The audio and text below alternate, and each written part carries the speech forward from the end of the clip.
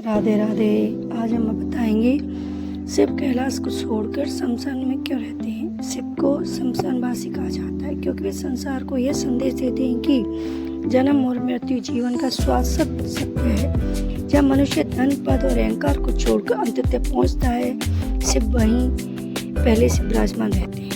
शमशान में कोई ऊंच नीच नहीं रहता, न राजा रंग का भेद रहता है, वहाँ सब समान है। महादेव का वह निवास यह सिखाता है कि जो मृत्यु के सत्य को स्वीकार कर लेता है वह और मोह से मुक्त होकर ईश्वर के अधिक निकट पहुंच जाता है।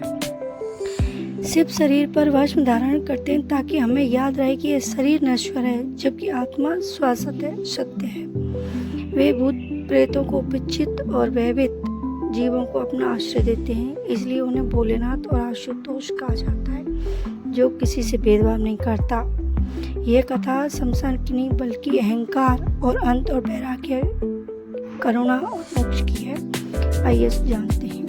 हिमालय की ऊंची चोटियों पर बसा कैलाश, जहाँ चारों तरफ बर्फ की सफेद चादर, जहाँ देवता भी दर्शन पाने को तरसते हैं, वहीं विराजते हैं देवों के देव महादेव। जब महादेव के पास कैलाश जैसा दिव्य स्थान तो है, वे शमशान में क्यों रहते हैं? ऐसा आपके मन में विचार आता है, आइए जानते हैं। एक बार माता पार्वती ने पूछा, स्वामी कैलाश आपका धाम है, देवता आपकी पूजा करते हैं, फिर आपको उस स्थान पर जाना क्यों प्रिय है जहाँ मनुष्य अपने जीवन का अंत लेकर पहुँचता है? महादेव मुस्कुराए। उन्होंने कहा, महादेव ने बोले, देवी जिसे संसार अशुभ समझता है वही जीवन का सबसे बड़ा सत्य है। पार्वती ने आश्चर्य से पूछा, कैसा सत्य है? महादेव बोले, शमशान मनुष्य को याद दिलाता है कि यह शरीर नश्वर है।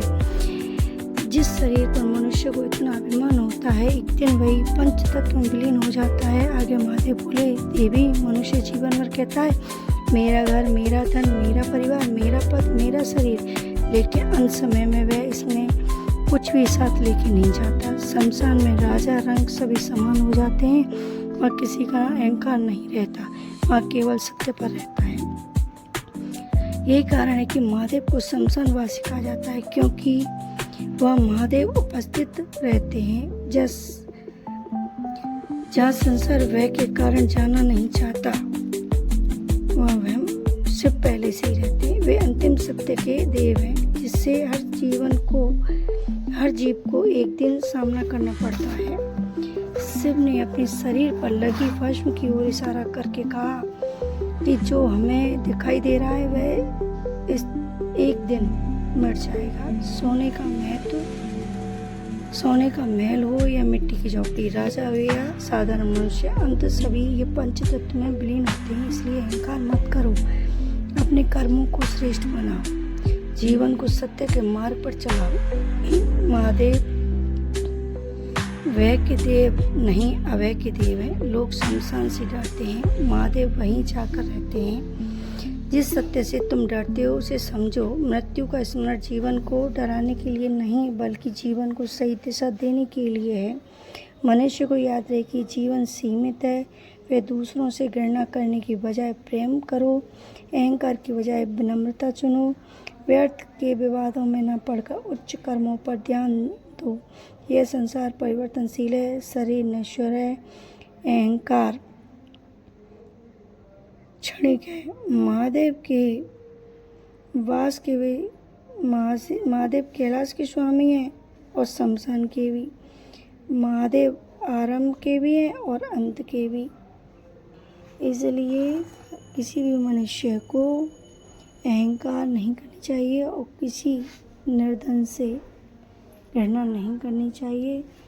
सभी के लिए ईश्वर के यहाँ समान स्थान है।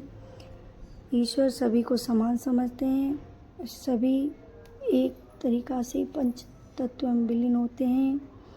अर्थात जब कैलाश महादेव के रहने का स्थान है, लेकिन उनको सबसे प्रिय क्या है? शमशान, जहाँ मनुष्य की आत्मा से परमात्मा का मिलन होता है। यही परम सत्य है। शरीर जल के राख बन जाता है, चाहे राजा हो चाहे रंक हो, सभी को एक दिन अंतिम यात्रा पर जाना पड़ता है और अंतिम यात्रा में सिर्फ भस्म ही रह जाती है, ना महल सोने का महल साथ जाती है, ना मिट्टी की झोपड़ी। बोलो हर